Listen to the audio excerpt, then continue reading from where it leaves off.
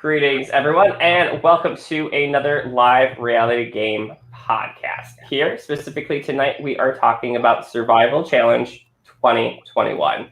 After a year off, Survival Challenge came back, and the cast was none short of fantastic gameplay, some great experiences, and Survival Challenge is known for their challenges in general. We have tonight Christina and Joe here with us. Christina, how are you? Hi, I'm doing great tonight. Thanks for having me. So a little bit of background about you, Christina. What brought you into the Survival Challenge community? Yeah, so I guess that kind of goes back to what brought me into the live game community. The first live game I heard about was Brooklyn South, which I haven't played, but I followed along on their Facebook page. And by doing that, I saw an application for Survivor Buffalo. So that was the first game I played. So I applied to that and played that one. And that's kind of when I realized that there are tons of games going on that I had no idea about. I've been a Survivor fan for a while, but I just had no idea until maybe the 2.5, 3 years ago that this even existed. So that's kind of how I found out about Survival Challenge, and I was a little nervous to apply. But I just, I went ahead and did it, and I'm so glad I did. It was a great experience. And we are so glad you did too. I have watched you previously before, and it was strange when I was going through the cast. I was like, why is Christina not popping up as a recommended friend? Everybody else is popping up for my involvement. And I didn't realize we had already sent a friend request. I sent a friend request to you just because I loved your gameplay so much. I was like, she's great. I want to see more of her. So I'm glad you accepted, and it kind of explained that mystery of why you didn't show up. I thought you had to be blocked for the longest time. I don't know. Oh, well, thank you for that. That's really nice to hear. Joe, also welcome here tonight. How are you? Good. Glad to be here. I'm really excited. Similar background to Christina, how you got into the live games. Is that correct? How did you find out about Survival Challenge? Yeah, so I think a couple people in the cast actually mentioned this, but Adam Klein posted about his experience, I think, January of 2018. And I saw that and I was like, wait, what is this? And that just kind of opened up this entire can of worms into all of these live games and college Survivor and all that. So I applied that year, didn't make it on. And then someone reached out to me about Survivor Buffalo, and I applied and played that, I think almost 2 years ago, or a little over 2 years ago. So yeah, it was crazy. Same with Christina. I've been a Survivor fan for so long. I had no idea that these live games were out there. So that year was big for me, just kind of opening my eyes to all this, all these opportunities out here. So it's awesome because it gives people the chance to play, if they aren't able to make it onto the show. So it's been great. Well, I really like the feedback, so I'm going to do a little plug here. So if you like live reality games, if you like watching Survival Challenge, and you're more interested in this as well, hit us up on Facebook at Live Reality Games. We're also on YouTube. Of course, we're streaming live on both right now. And also we have LRG Casting if you're looking at anything casting for this next season and want to play just like Christina and Joe did here. Unfortunately, we didn't make it to the end for the two of you, but we have a ton of gameplay to cover tonight and a ton to talk about. Both of you made it almost right to the end, to the merge, and I know we're shaking our heads already. Yeah. So we almost made it, folks, almost. So it's really what happened? I mean, from the start, what was kind of your thoughts? We have a picture of Joe here. Joe, Survival Challenge, you just get there. Survival Challenge kind of has everyone spread out, so you can't really talk to any of the other players, but you see people checking in. Joe, did you recognize anyone at first? Did you see Christina? Or was it all strangers to you at that point? Yeah, I did. So when I checked in and then I went and stood where I'm standing in the picture, which is funny too, to mention that I think K-Woo actually stood to my left here. So the sign was actually pointing to him, not me, but that's okay. So I did see Christina, which I was like, oh my gosh, this is insane. And then I saw Stephanie, who I knew from Survivor Pandora, an online game. And then I also saw Jake Miller from the Ohio State Survivor. And I had kind of figured there'd probably be like 1 or 2 people there that I either knew or knew of. So I was like, okay, here's the 3 people that I know, that'll be it, which of course, as we go over to the other group, I see more people that I know. But so yeah, it was kind of exciting. And I think I had Landon to my right. So I was trying to like, look at him a couple times, kind of mentally be like, hey, let's work together if we end up together. And I probably did the same with Keiwoo too. So yeah, it was weird being there. From watching it and then kind of being there in person was just very surreal. It's like, because I watched the seasons before, so to be there in person was really crazy. I was like, okay, this is actually happening. Well, you must have got some hints about what to wear. Those high socks are really recommended in this game because you're running through the grass. You don't know what kind of stuff is in the grass, and those socks actually, Jordan, one of the hosts of Survival Challenge, pretty much garnered those, and it's kind of like her thing that she does. And I see a lot of players using that as a nice little resource. Christina, how about you? When you got there, did you see anyone? And how was your first interaction arriving on scene? So I think I was the first person to pull, like the first player to pull into the driveway. But then I don't remember who was like directing us because I was so nervous at that point. But whoever directed us like told me to go park somewhere. And then another person came up behind me, and it was actually Landon. So I think Landon was the first one to check in. So I checked in like right after him. And I noticed, so they give you your bag. And I noticed that I had a little burlap sack, like on a carabiner on my bag. And like, as we will find out, so did everyone else. But I didn't realize that. And so I thought it was like an advantage already. And by that time, like Alex was behind me, but he was like a I don't know, maybe like 6-7 feet back. So I was like hoping he didn't see, but I like stuffed it into my bag real quick. So I was like playing from the second I got there. And I expected to see people that I knew as well. And Joe was really the only face that I saw that I knew. I don't know, like I haven't been in the LRG community for super long, but like I have a ton of those like mutual friends on Facebook, so I figured I'd see somebody. I was pretty stoked when I saw Joe though. And we like made eye contact, but didn't really acknowledge each other. So I was like, okay, this is how we're going to do it. Cool. and it works. Joe, you mentioned like giving like a head nod or something to Landon or like mentally like working together. Christina, did you have that same impact in someone? You were like Meg, I want to work with you. Just like eye contact or anything like that. No, I sure didn't. I think Morgan was across from me, and I'm like such a socially anxious person. That I was like having a hard time making eye contact with people, but I was also inside. I was like, you need to make eye contact. You need to do it. So I was like kind of trying to catch Morgan's eye, but it never really happened. But yeah, so not really. Having a background in kind of like the live game community, like you both have played something before. What are your expectations coming into Survival Challenge, and what did you kind of know about it? Joe, we'll start with you. What did you expect coming into specifically Survival Challenge?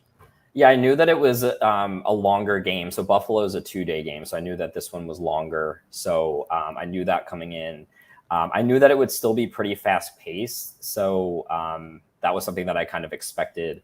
Obviously, once the voting round started and you just have that, I don't know, it felt like 2 minutes, but it was probably closer to maybe 10 or so, but that 10 minutes to scramble. So that was something that I definitely anticipated. I think just the conditions of like, just sleeping on the ground, I knew that was going to happen. Not that I slept at all, but what else? I knew that the challenges would be like super cool just from watching the seasons, back, and the production value. I think even just like seeing once we got into it and seeing all the cameras around, that was crazy. So I knew it was going to move quick. And I knew that the first day or so was going to be like, we weren't going to vote yet for a couple of days, which was nice. So the reward day and the chaos that happened that first night, I kind of anticipated a little bit.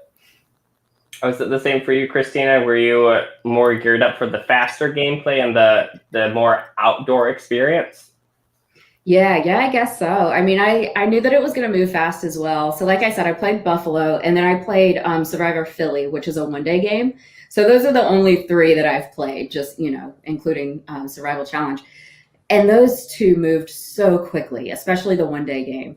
Knowing that this was, 5 days or 4 or 5 days, I expected it to be a little bit differently paced, but I knew that it was still like, you have to make connections ASAP. You have to like start the game the second you get there.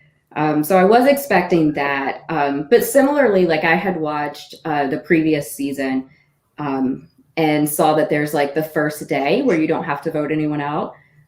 So I was like, I'm so happy that they do that, because I feel like, giving people especially people travel so far, like, Benji drove from Denver, you know what I mean? Like people come from so far, it would suck if they're out in like the first few hours.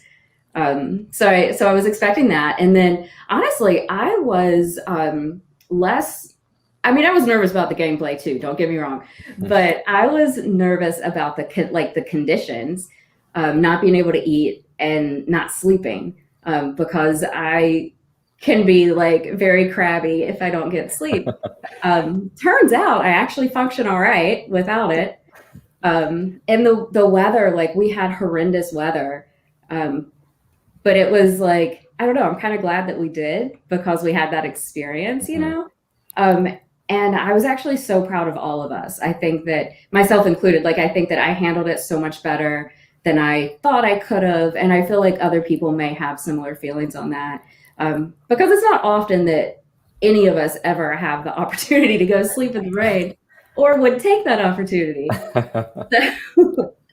But of course, some of us would drive all the way from Denver just for that opportunity to have that experience. Exactly. And I kept, so that first night when we were like huddled under this like tarp with holes in it, like submerged in the rain, I just kept laughing. And like with our tribe, we were like, can you guys believe we actually like paid money to be here? Like we begged someone for the chance to do this. You literally auditioned for this experience, for sure. Right, exactly. Yeah. One of our live hosts from the season, Kirk and Sam, did a fantastic job. Kirk is actually in the comments, and he pretty much asked that question. He was wondering how hard those conditions. And yes, Kirk, they were very hard, as you know yourself, because you were out there pretty much filming the entire time. Maybe not under the rain as much as the players were, but for sure. Joe, you said you didn't sleep a lot. Did that hurt your gameplay, or did that come up in some challenges that you were like, well, I'm a little dizzy or anything like that? Did that affect you?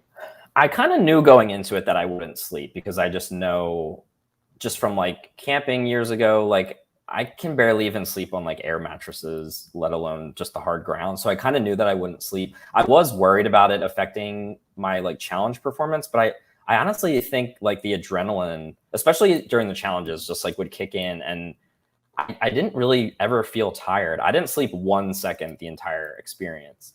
I think the only where it really affected me was later in the game, probably just like my thought process around things, where I felt like I'm someone who's like a planner. I'm someone who runs scenarios. And I was like, after I'd gotten out of the game, I was thinking about it. I was like, why wasn't I thinking more about, I was definitely playing the game, but I felt like I definitely could have thought more about like my position in the swap tribe and all this stuff. So I think the sleep was affecting me, but I wasn't noticing it until after I got out of the game, if that makes sense.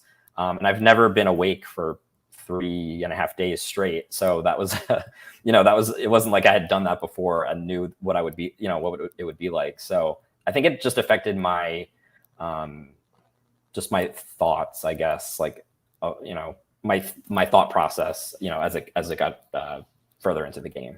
Yeah, Christina, you said you were pretty surprised about how you adapted so well to that. Was that something that also affected your mental capacities, I guess you could say, and decision making?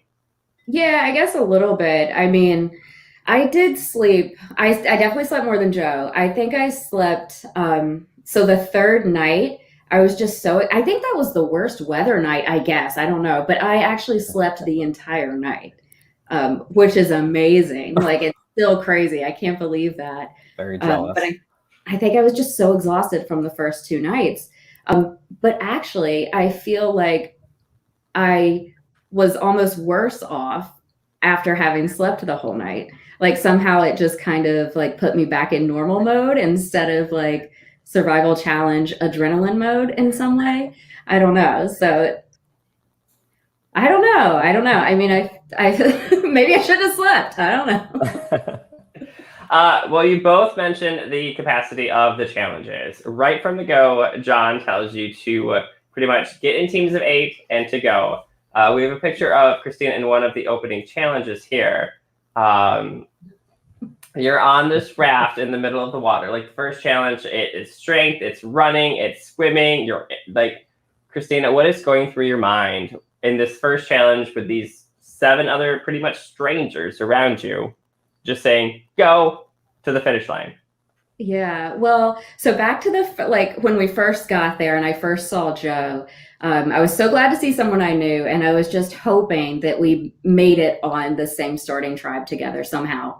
And so when John was like, "Find your teams," I was so excited for that. So I think we kind of like both kind of like realized that it would be a great idea for us to be together. But then I also saw that Joe was like bringing in other people, so I was like, yeah, let's do that. And it was also, so we did it so quickly, and didn't have a whole lot of time to think or like take our shoes and socks off or anything like that, because John said, as soon as you pick your teams, you can go. So it wasn't like pick your team, okay, wait, and then everybody goes at the same time. So it was like, as soon as we could do this, we got in the water. And then I guess from that moment, like, it's no secret, I was the oldest woman in the game. So I was thinking like, I need to show that I am like physically capable. I mean, I'm 37, like, come on. It's not, I'm not that old. But, but I did feel that pressure to show that like I was physically capable of like handling these challenges. So I was just like paddling my ass off in that first challenge.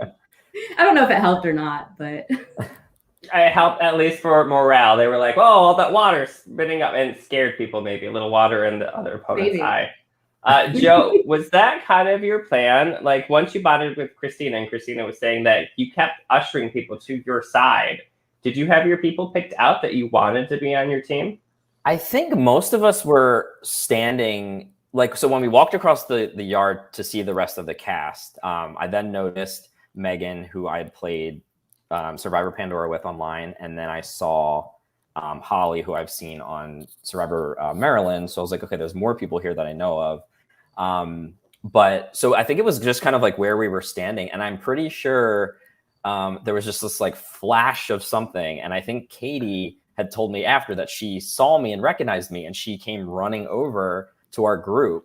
And I think we had needed one more girl at that point. So she just like bolted over. So I was like, oh my gosh, this is like, so there was so much happening. Like I couldn't even process that there was three people on my group that I knew or knew of.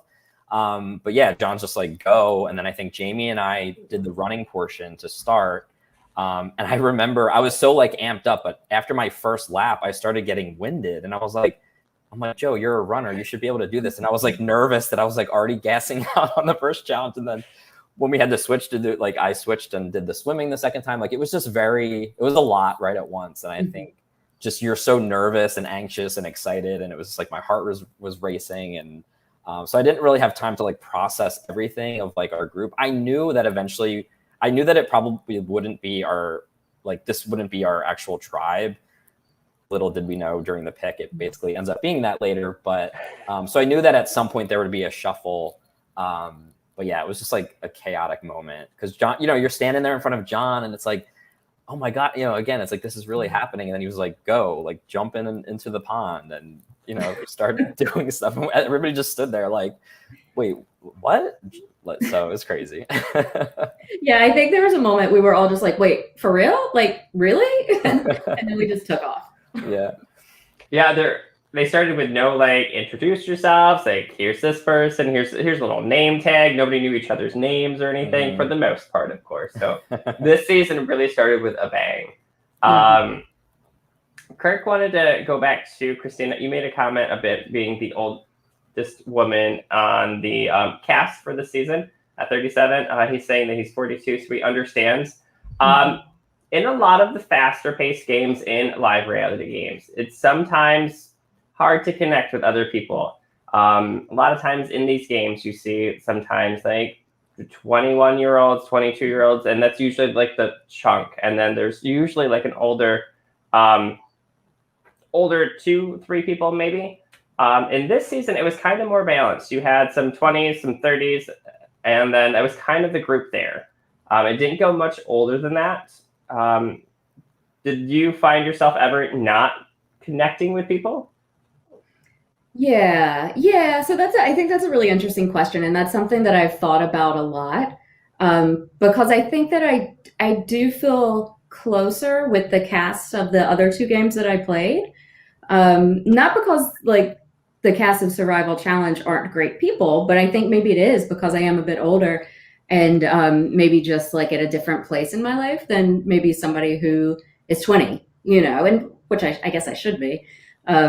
But but I also wonder, I know that the cast changed a bit because of COVID.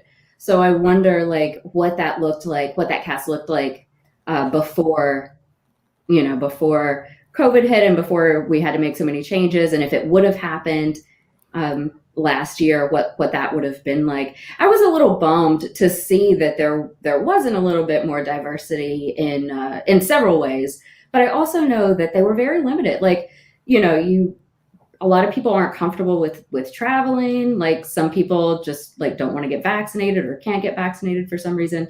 So I guess they were a little limited, maybe. Absolutely. It was such a surprise of everything last year that happened in the year prior to that almost right now. Mm-hmm. And it was really a reshuffle. And I think they just really like, here's the cast. They've all agreed to this. Everyone, check mark, good to go. And they just really wanted to present a balanced game and a safe game for everyone to participate in.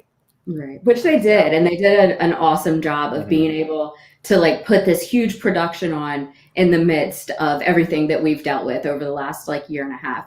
So I really commend them for doing that. Yeah. Let's see here. So moving on from those quick teams, we take the next day and we kind of split into different teams. You're thrown into groups of 3, 4, 5, 6. I can't really keep up with the numbers at this point. There's so many little reward challenges. You play for survival bucks. Here's just a little, one of my favorite pictures. Like they built this huge structure. You had to carry people across. Christina, you're up in the air. Are you nervous? I hated it, Dustin. I hated it. So I think I did a confessional after that, and I was like, this might sound silly because I was like 6 feet in the air, but I'm terrified of heights. And I don't know, like it felt like I was, a million feet in the air. And I was just thinking, like, I wish they would have done it over water. I would have felt much more comfortable with that. But I looked around and I was like, well, I'm probably like the smallest person. I have no choice. Like I have to go up on this thing. So I knew that it's the second I saw the challenge, I knew I was going to be that person. But no, I did not love that. Kirk makes a good comment, and like everyone was on everyone's team, and especially having the night before, which we'll get to talk about right here.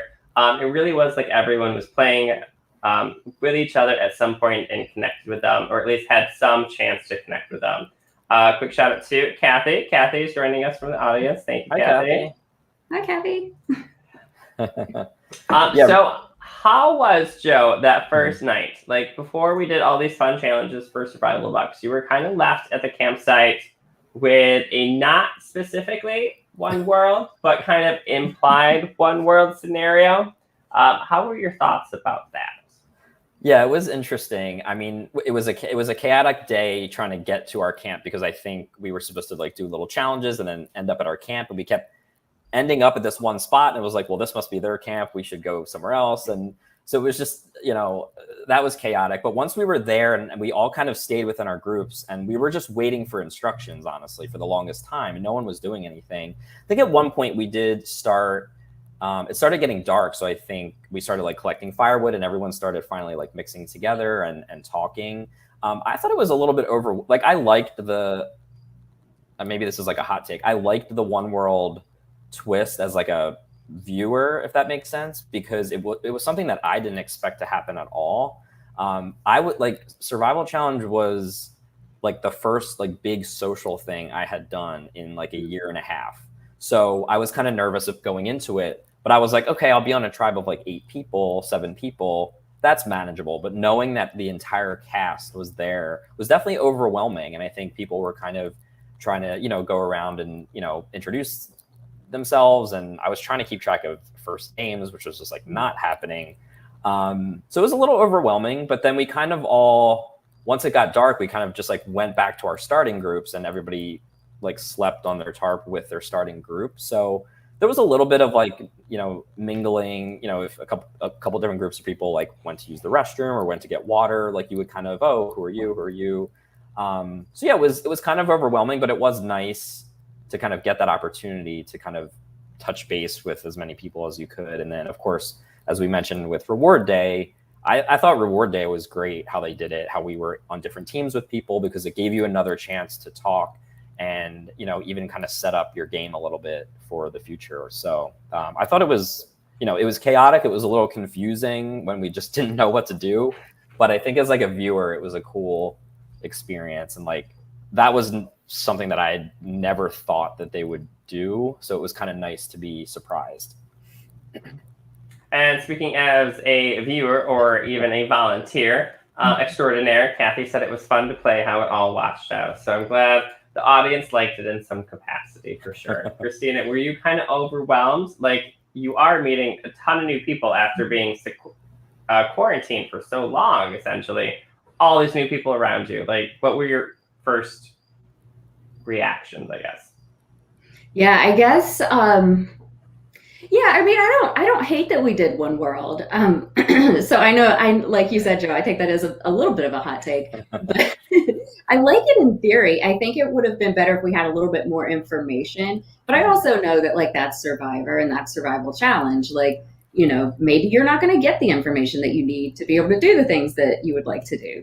But I don't know. I mean, I did feel like it was a bit overwhelming. But it was also, especially considering the conditions of the night and like just how terrible the weather was. We weren't doing a whole lot of sleeping. So being able to like get up and walk around, and like Joe said, like we had these little porta potties. So, people would like kind of walk together, even if they weren't on your little team. It wasn't really a tribe, but our tarp team for the night.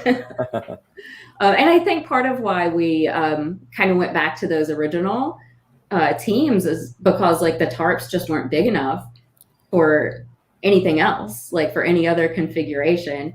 And I guess like it's tough because you need to make bonds, period.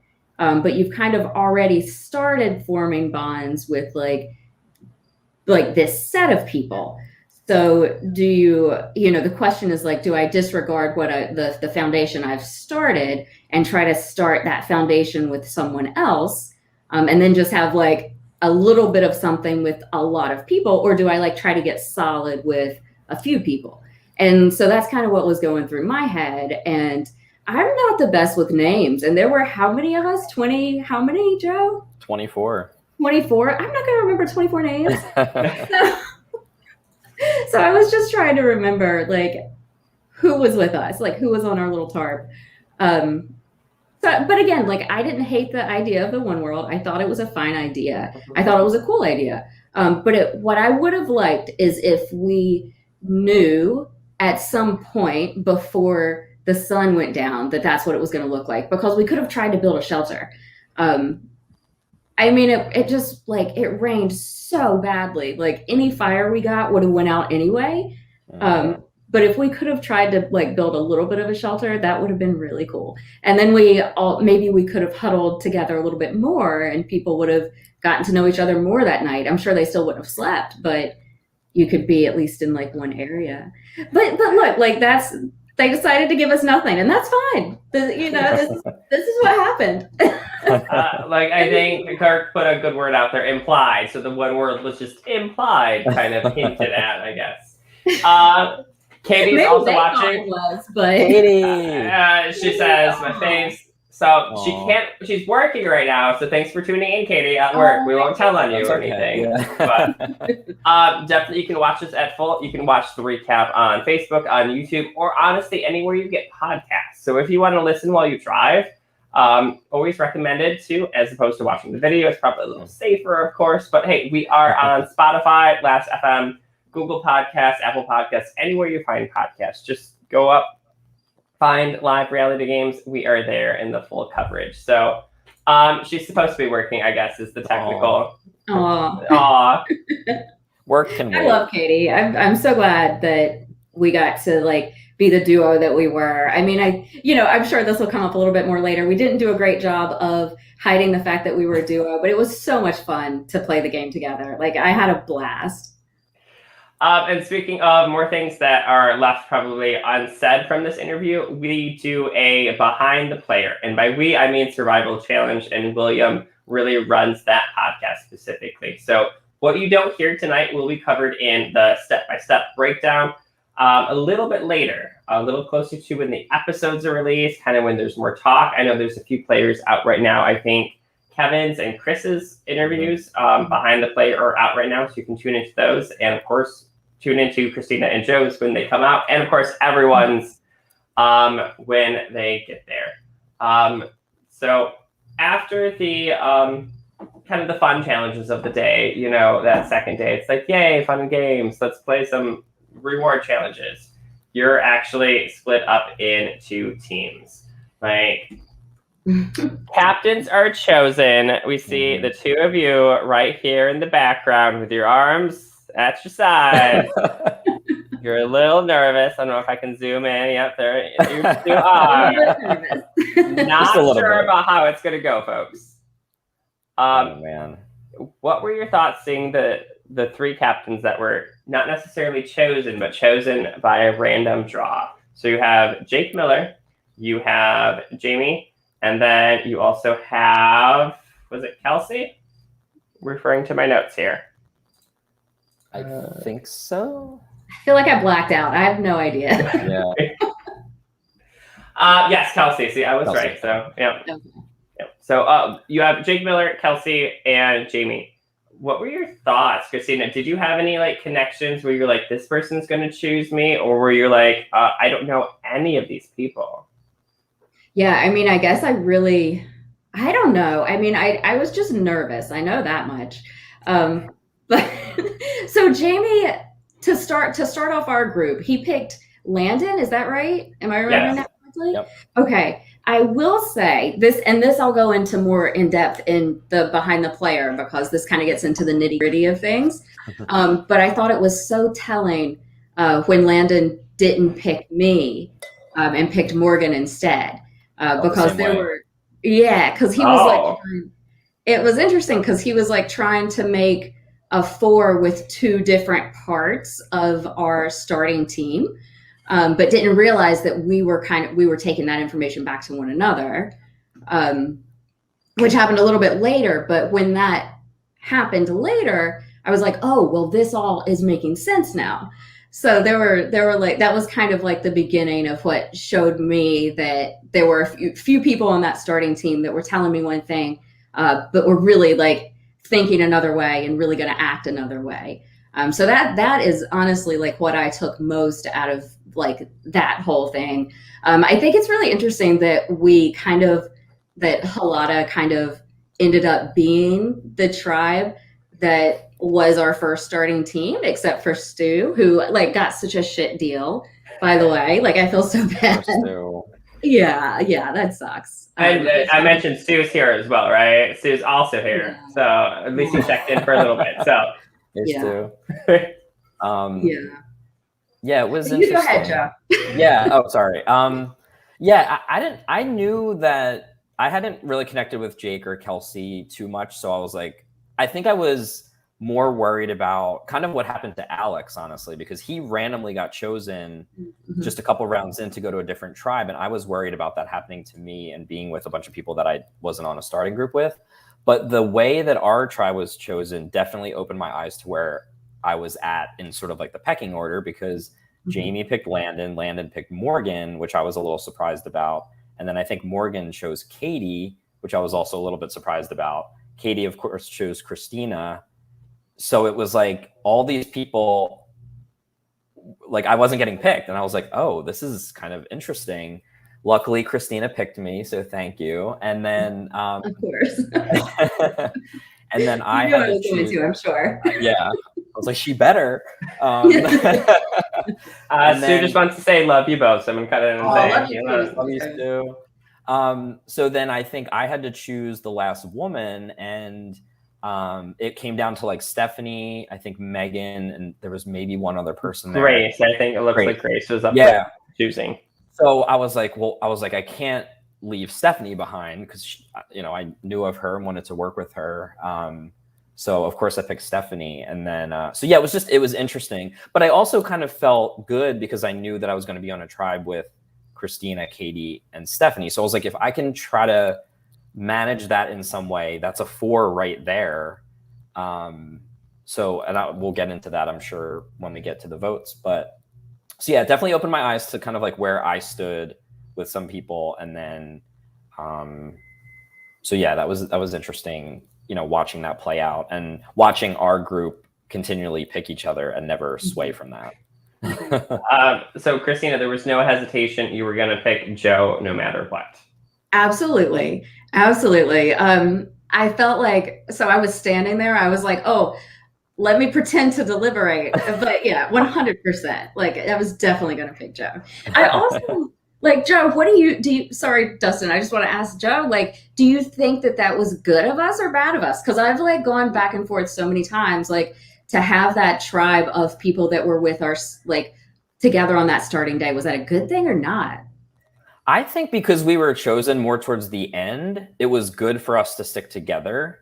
Because I've thought about that too. I feel like maybe me specifically, because I knew you, Stephanie, and Katie, but you all didn't know that I knew each other. Like that was a little bit like interesting to manage for myself. But I think at that point where we were at in the group, like, because if you had not picked me and Stephanie would have ended up in the minority in a different tribe. So I think for where we were chosen, it made sense to do that. I think maybe if like me and you were, you know, let's say we had the majority, like, let's say we were the first 2 picked, we picked 2 more Halata and then like started bringing in other people, you know, maybe we could have switched it up if we were in those positions. But I think where we were at in the pecking order, it made sense for you to pick me and it made sense for me to pick Stephanie to make sure that we had, you know, a good majority. So yeah. I think that, yeah, I agree with that. I think that's probably true. Now, let's say you both did grab different buffs at the beginning. You two are on separate teams as captains. Ooh. Christina, you're first to choose the person.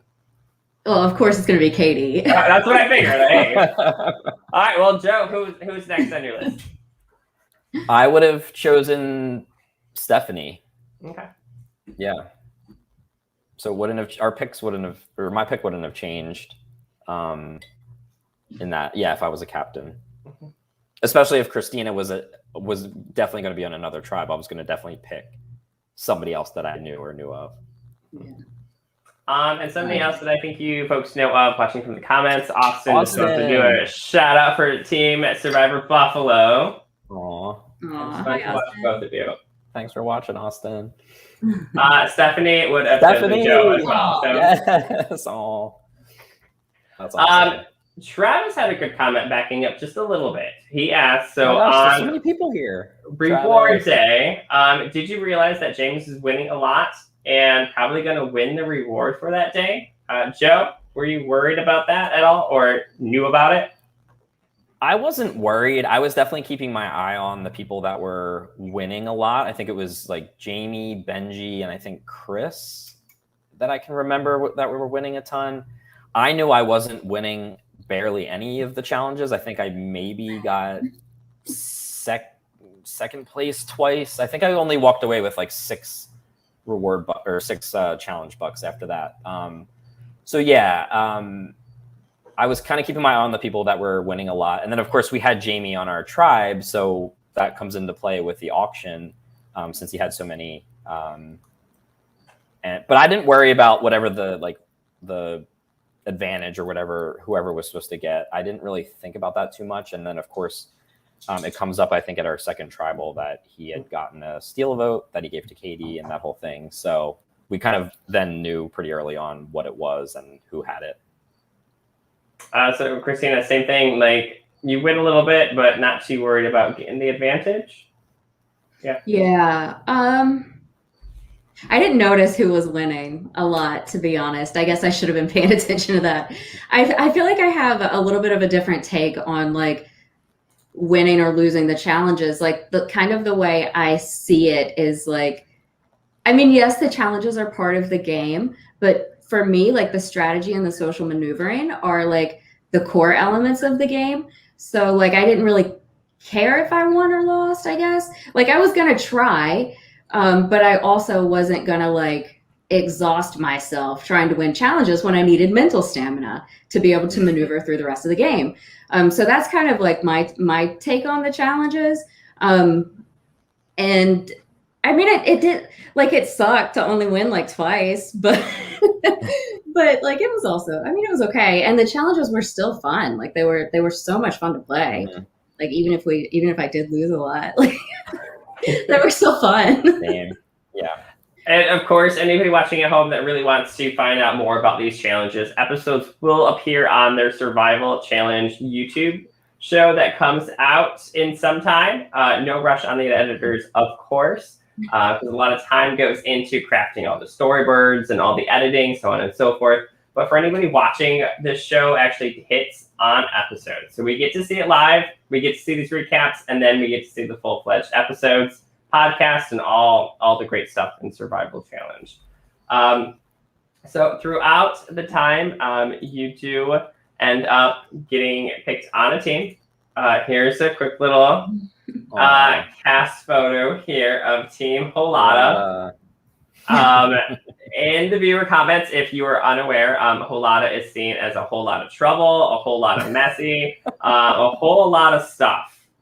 Christina, what would be your description of Holada? How would you describe your team? Oh my God, we were so dysfunctional. We were so incredibly dysfunctional.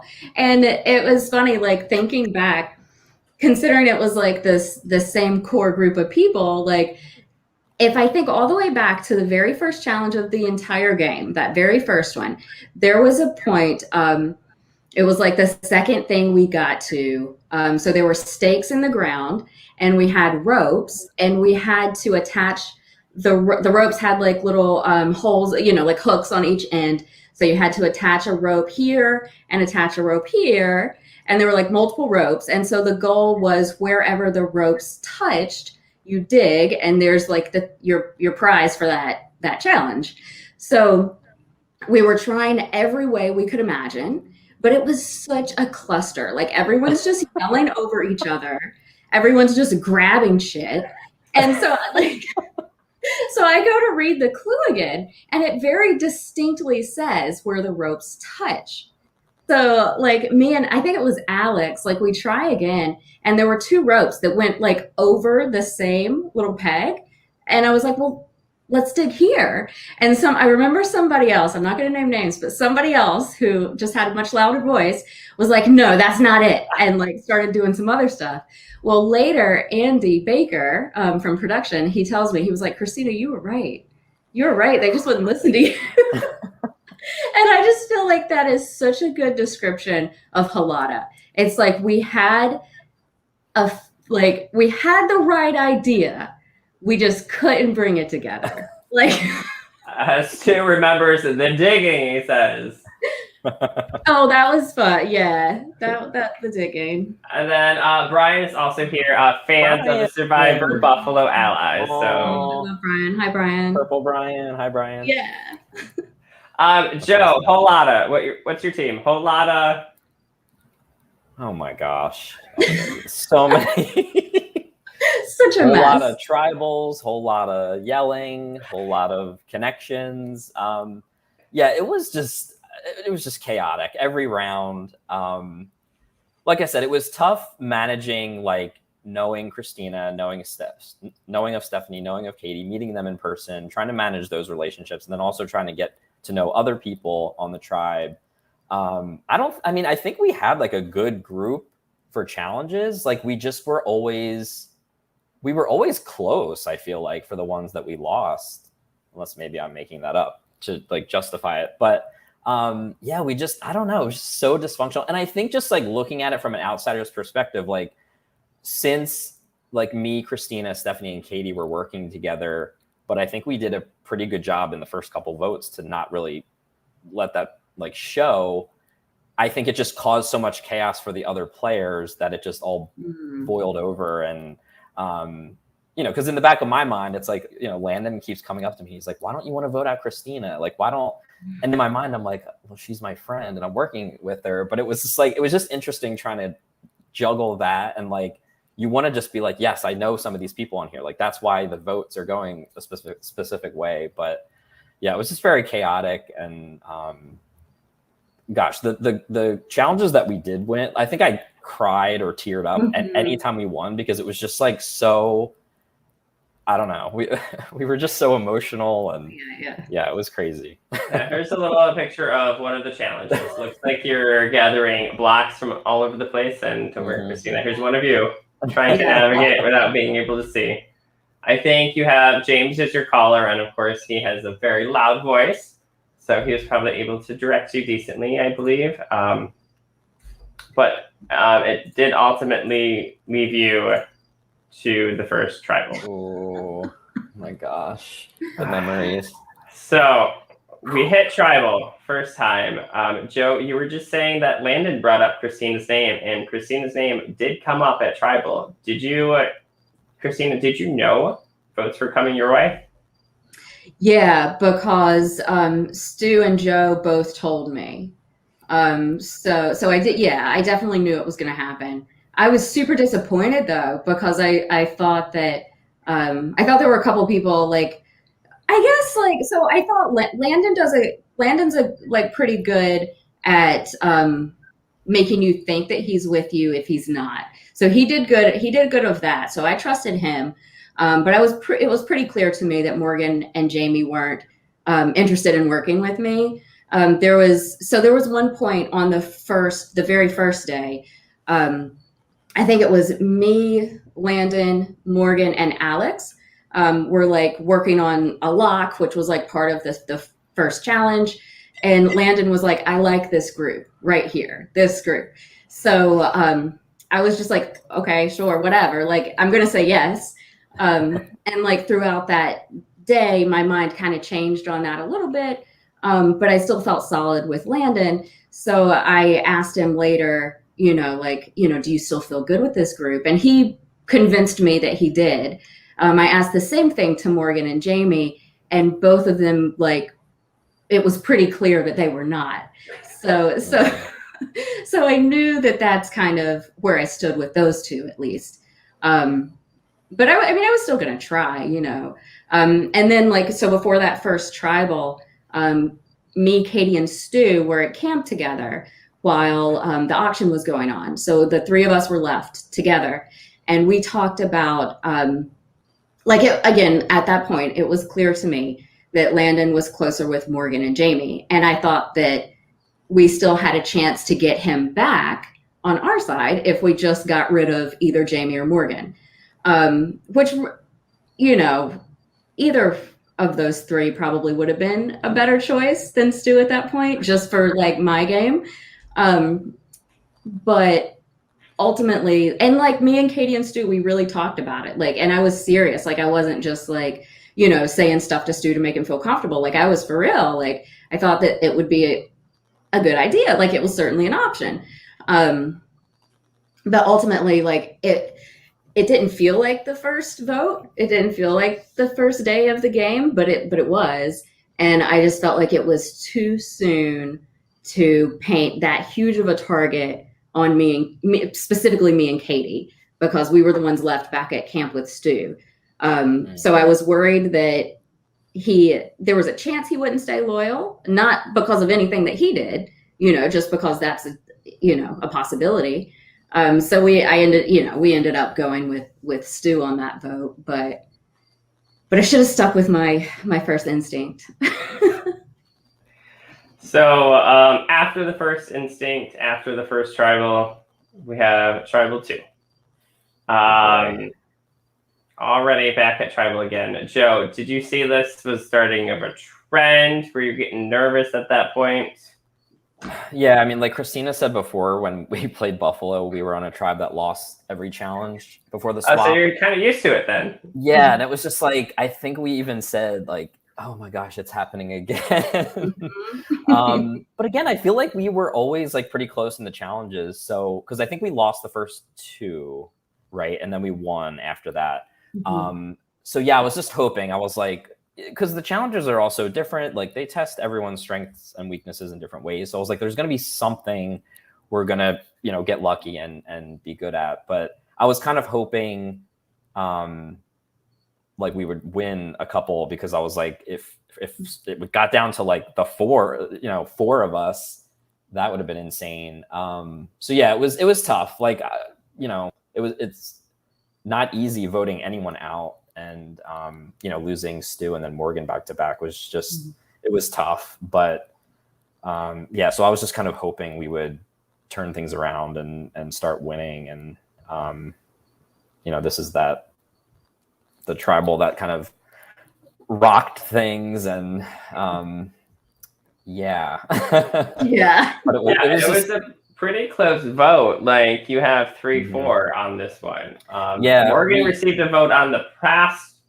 most likely from Stu. We don't know until the full episodes come out, and we did talk to Stu anyway. But was that kind of your next one, just in case you were ready for Morgan, or are you just hearing Christina and Joe? You're like, we have to save Christina. Like Morgan's the only one we can throw right now.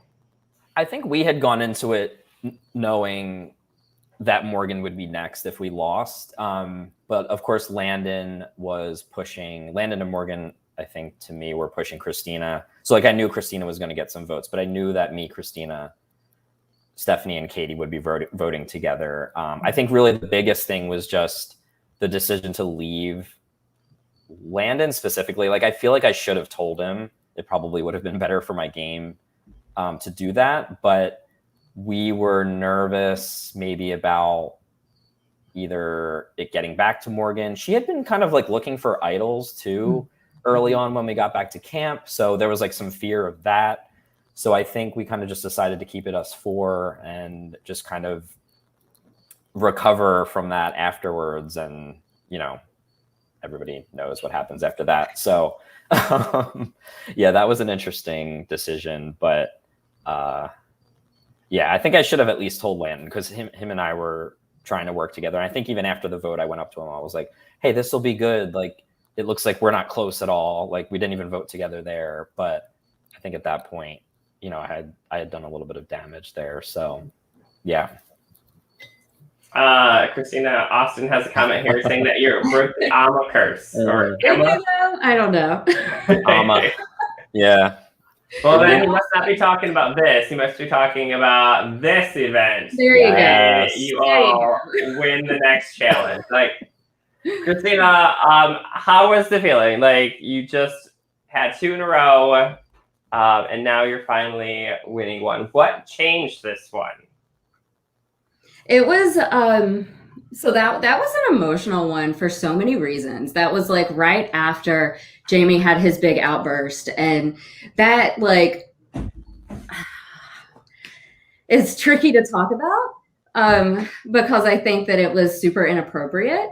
I think that like in my personal life, I don't allow people to talk to me like that.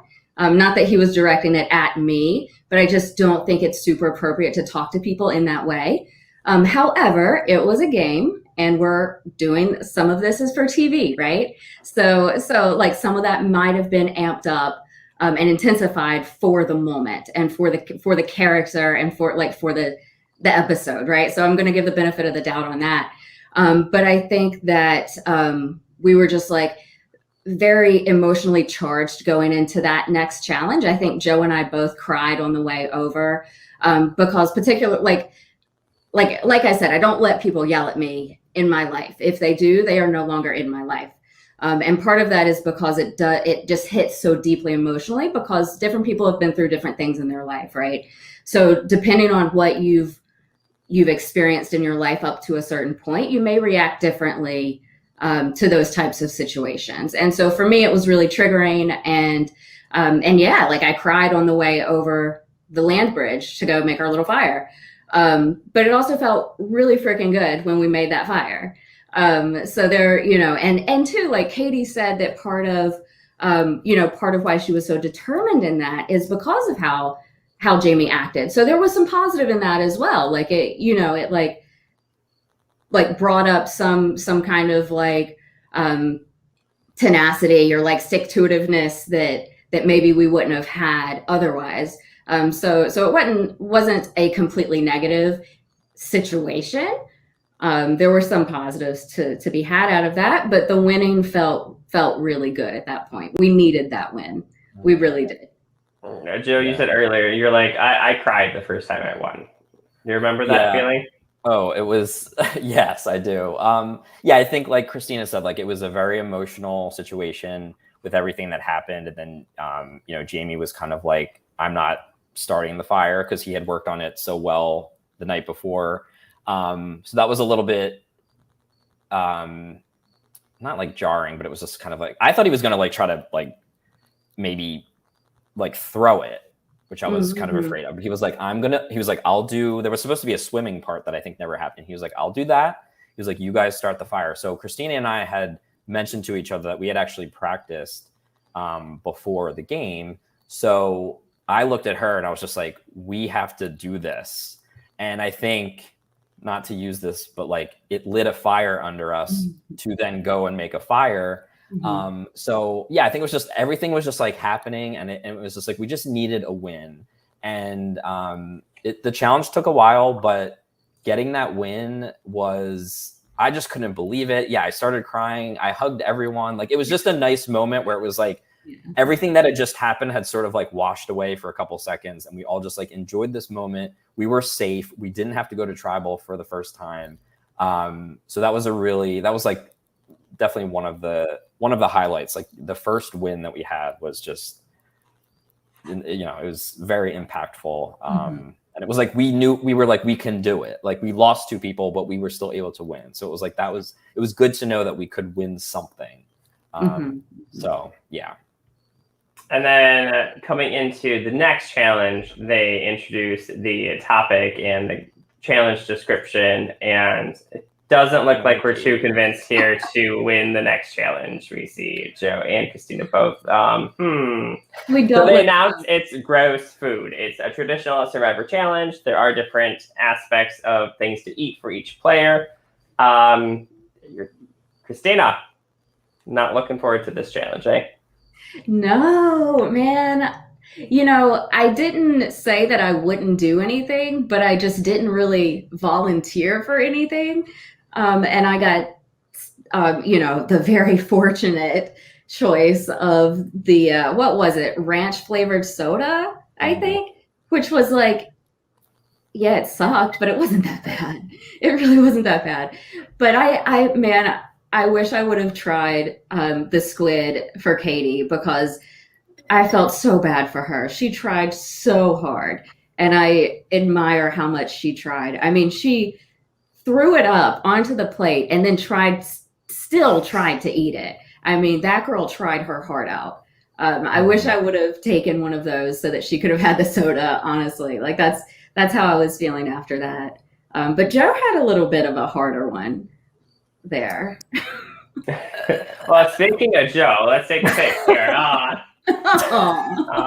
Poor Joe. It honestly wasn't that bad. So this was the challenge. The food eating challenge this was my worst fear of the entire game. Like, this was the one thing I knew that I was going to be bad at. I was hoping it would either have been during reward day or like later in the merge or something where I could just like not compete. But seeing that it was a tribe challenge and like we needed to win, I was definitely nervous. And I felt bad because I was like, I knew that I couldn't do probably the last 3 things. And then I'm a vegetarian. So I was like, I can't do the animal products, which I then, of course, looked up. Crickets apparently are considered animals. So I ended up breaking my vegetarianism anyway. But So like I felt so because I think me, Katie, and Christina all kind of like stood at the end, like by the soda and the crickets, and it was like I don't know how we ended up, but I felt really bad because I was like I can't do the squid, and I even thought about it after. I'm like I probably could have tried that and just like thrown it up later. But I was so worried. Like I've heard that if you like go back to eating meat as like a vegan or a vegetarian, like it can like wreck your system for a really long time. And that was what was my worry. I was like, I don't want to be like doubled over in pain for the next 12 hours. So I was like, I'll just do the crickets. But I felt really bad. I think, Christine, I don't know if you remember, I started when Katie was fighting through doing the squid, which I've never seen anyone try to like fight through something more than she did there. But I turned around and I went to Christina. I started crying because I felt I cried a lot during this season. I felt like I had like indirectly forced Katie to do the squid. So like seeing how difficult it was for her like made me upset. But I definitely have to give props to Stephanie, Landon, and Jamie. Like they all crushed it because they had to do theirs twice. Yeah. Landon also had to eat Katie's portion and the mealworms or whatever. And then, they all had to eat their portions again to get back to Katie. And we were actually in the lead for a little bit. But I mean, she tried her best. Like no one can say that she didn't put her all into that. So that was a tough one to lose. And Jamie was trying to like cheer us on as best as he could. And he knew, he was like, I'm gone if we lose. So I remember him saying like, if you don't eat that, I'm gone. Like, should I even eat my second portion? But yeah, that was an experience. But honestly, the crickets weren't bad. And it was just like really dry to get down. But yeah, that was an experience. Well, I can relate on like the vegetarianism a little bit too. I'm pescatarian. Kirk makes a comment that I'm a vegetarian. I would have jumped on that squid in a heartbeat. Like I would have been fine with that. So I'm sorry, Katie, you had to go through that. So I'm here for you next time, Katie. If we're in something, I will eat the squid. No worries. We are brought back to tribal. There is a stray vote for Landon.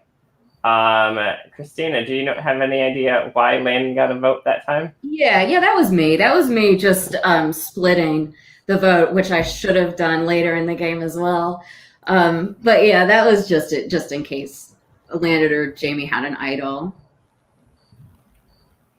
All right, and it was pretty simple at that point who was going to be out after everything that went down, and like we said, he kind of knew it. But it takes us to the next challenge.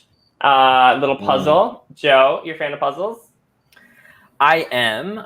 So are you a fan of not looking at a puzzle while doing a puzzle? No, that was a first. That was very interesting to navigate. So I had actually gotten one of the so during the day you could bid on like advantages, and even though I told my tribe that I gave up all of my challenge bucks for the auction, I of course kept some for myself. So I had bid for one of the advantages and got it, and it said that I had to be the puzzle person in this challenge. Now I was worried that because a lot of them prior had been like you had to sabotage the challenges. Landon got one to knock over the bottle, and Stephanie got the one where she had to drop the wood in the water. So I was worried it was going to say be the puzzle person and lose on purpose to get an advantage. And we were down to 5 at this point, so that would have been a really tough decision to make. But it was like if you win, you get a descriptive clue to the idol, and then I think if you got like second place, you got a less descriptive clue. So that was nice to like fuel me to want to win it even more. I was definitely worried in the beginning. It was tough to try to navigate that, and I would slide my hand up, but in the mirror, my hand would slide down. And it was just like so disorienting to try to do that in a mirror, like upside down. I don't know, but we got second place there, which was amazing. I think it was another me crying situation when we won because we were just down in numbers so much. Like we really needed to win there. So yeah, that was a good challenge. Joe brings up an aspect of the game that we haven't commented yet on. Christina, did you know about these sabotages and the options that people were given to earn idol clues? No, I didn't. So Landon had told me, I don't know if it was at this point yet, but at some point, Landon had told me when he was like telling everyone he had an idol, he was explaining the sabotage.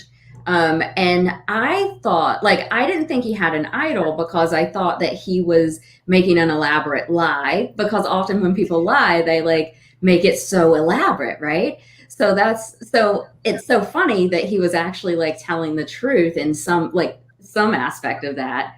But that's why I thought that he didn't. Well, I mean, I knew that he didn't have the idol, but no, I had no idea that was like that you had to sabotage to get advantages. And another big twist on the season, besides these sabotages, is this next tribal. All three teams are brought to tribal. It is pretty much plead your case to the other teams. That you get individual immunity. Nobody else is safe. How did that go down on your team, back to Christina? Did you have a pitch ready to say something, save me, give me immunity, or how did that go from your perspective? Yeah, that's, I think this is so interesting because you're always going to root for the underdog, right? I feel like it's just a human instinct that most people are going to root for the underdog. So when you've got somebody, when you're in this situation and one person gives a pitch to the rest of the tribes, this is why you should save me. And they say that it's, because they're on the bottom and whatever, like, of course they're going to get it. Do you know what I mean? So from that aspect, I hate this twist. But from like a viewer aspect and from the aspect of being able to give immunity to someone else, I did the same thing.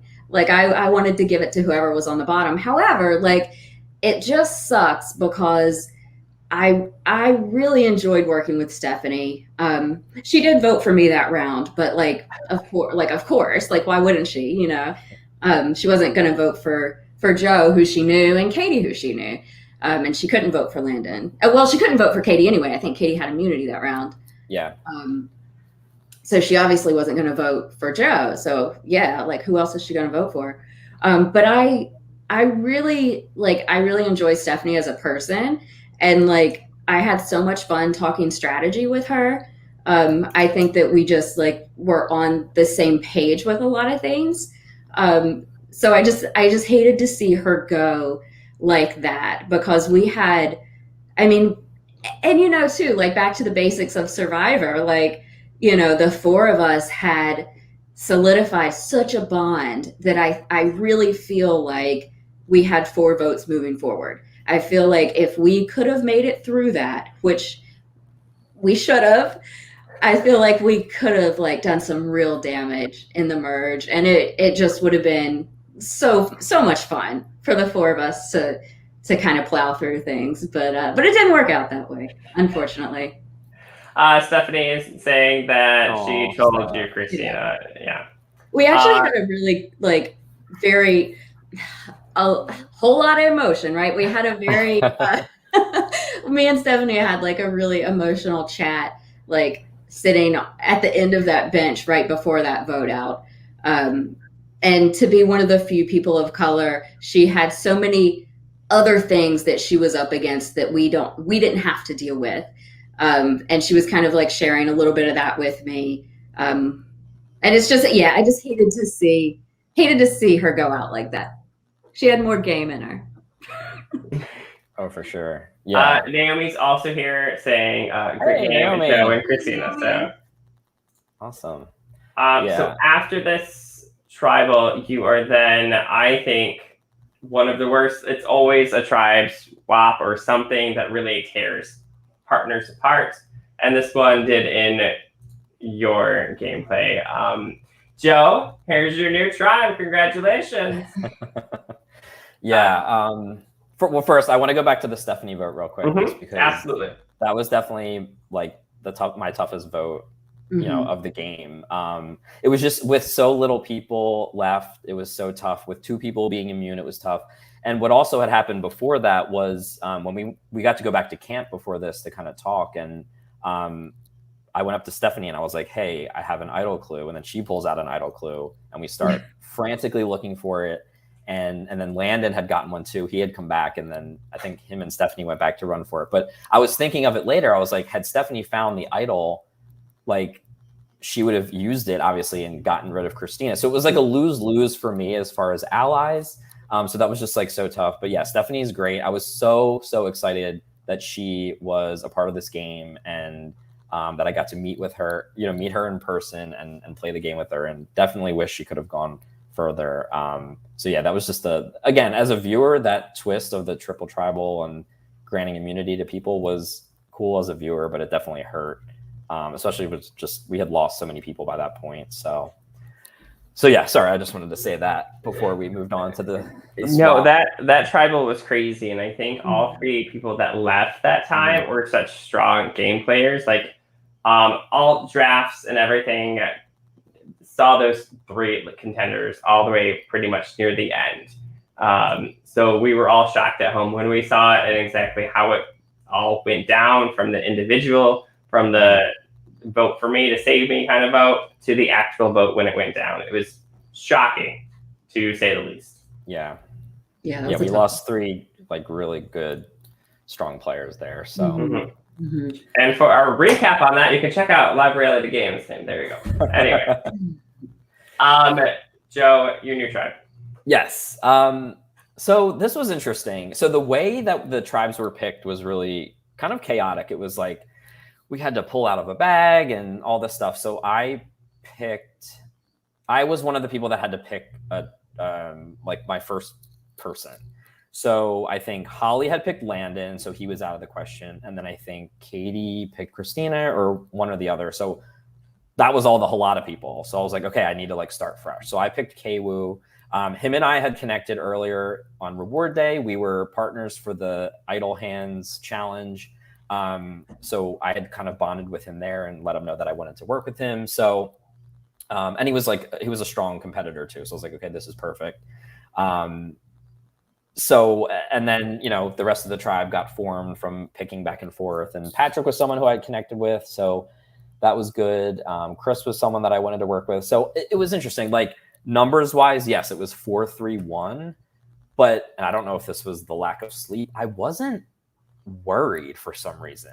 It was very odd. Like I kind of was like, I guess all 7 of them could just pick me off, but I felt like, I don't know. I wasn't as worried as maybe I should have been. So yeah, so I mean, and that was the night too with the storm, and we had to get brought into the garage for like 45 minutes. So there was just like a lot happening.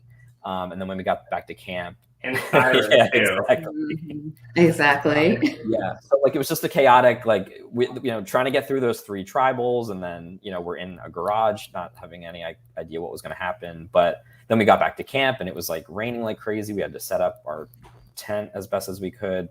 But yeah, like I liked the group that I was on. And what's interesting about it is no one else that I knew of in the game ended up on this tribe.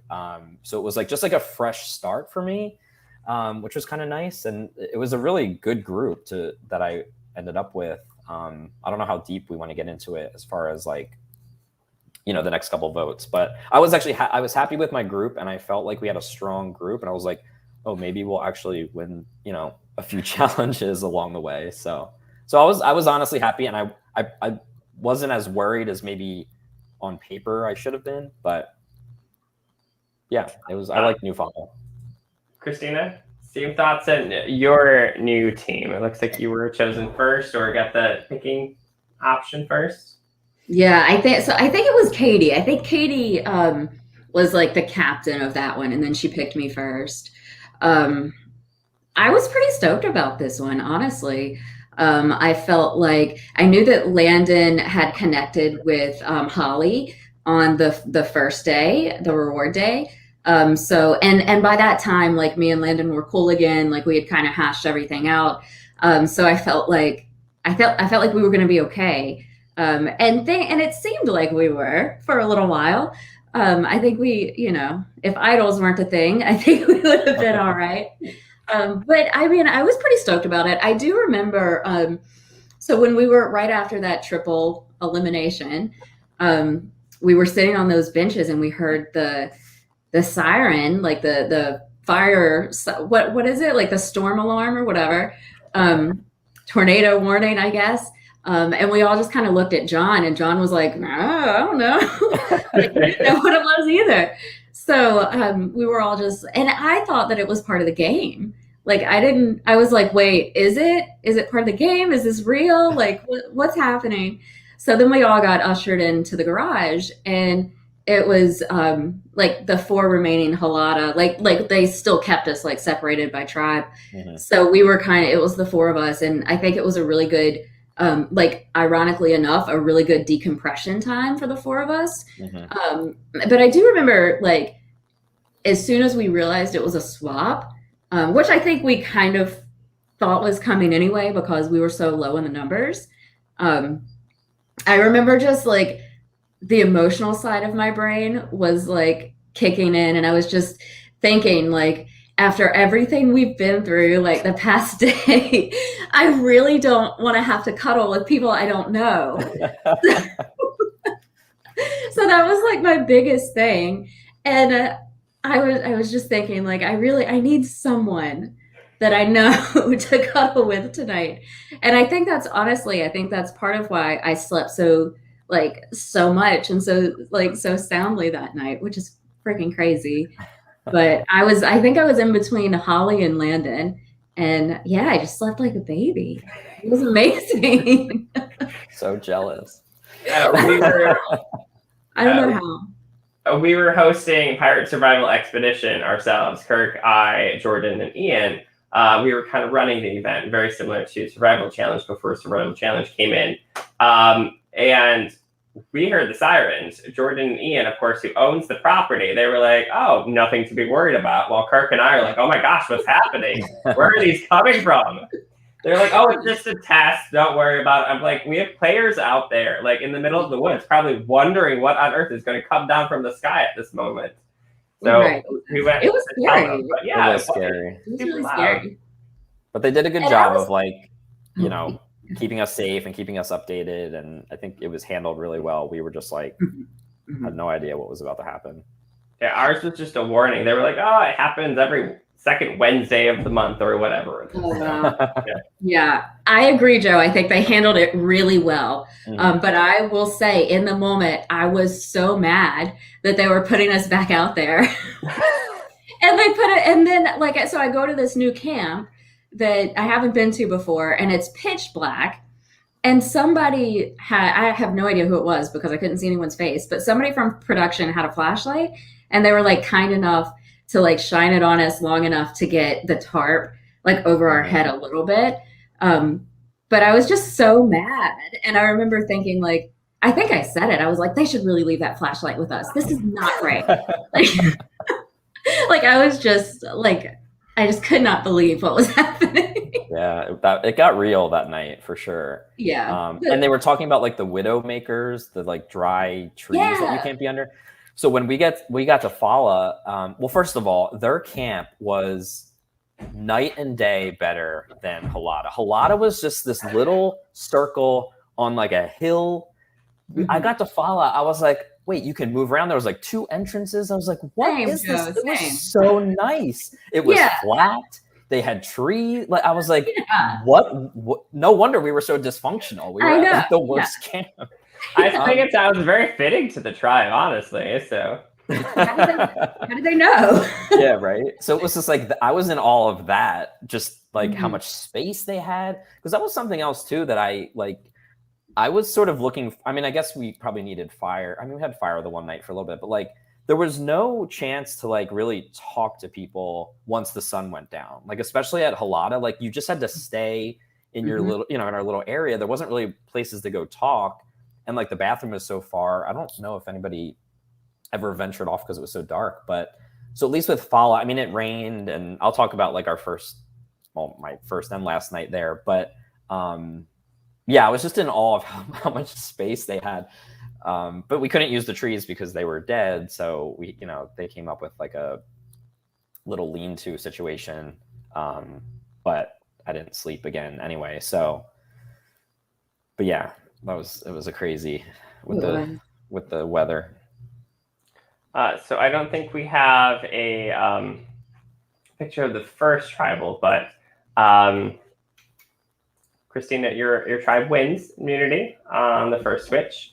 It is recorded here as the podium balance. So I think all the players had to like stand on a podium for so long, and some strategy behind that. And I think you had to build the podium or something to that aspect. That's right. Your team wins, Joe. We see you at the first tribal. Now, you said maybe it's the lack of sleep that gave you the extra confidence, but you are kind of in a dangerous position just looking at the numbers. Like, you were the only original Holada at that time on this tribe. What were your thoughts going into that? Yeah, so like I said, I had connected with Kwu, Patrick, even Benji a little bit, and Chris, but it was kind of split. So it was the 4 like original Tumungas, the 3 follows, and then myself. It looks like there's 4 for Benji and then 4 for Chris, how it worked out. So that's interesting that you connected with both of them. Did you hear both of those names come up? Yes, I knew where all the votes were going that first round. So it was interesting. The night before, I'll maybe talk about this more on like the podcast, but like I couldn't sleep, obviously, and I was a little bit nauseous from either the crickets or like not having a lot of water. So I got out of the tent and just like sat on the tribe box by myself. And I was like, this is where I'm going to be by myself for the rest of the night until the sun comes up, because I couldn't sleep. But one by one, everybody started coming out of the tent and like joining me. And it was just like a nice moment. Like there was no game talk, which was, I probably should have tried to do that, because Devin and Tiffany were the first 2 out.